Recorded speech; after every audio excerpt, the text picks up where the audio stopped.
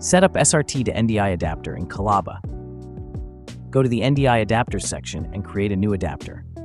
Name your adapter and select your input. You can also create a new SRT server by clicking the Create SRT Server button. Name your SRT server and specify ports if needed.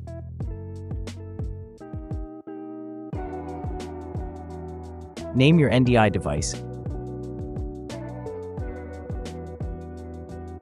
and hit Save.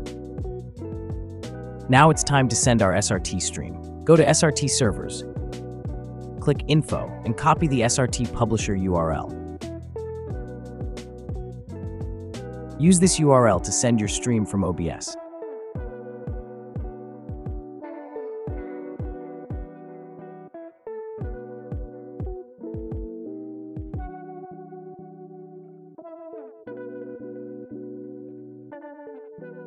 Great. Our incoming SRT stream is now automatically converted into an NDI stream. Our new NDI device should now appear in the Discovered Devices section.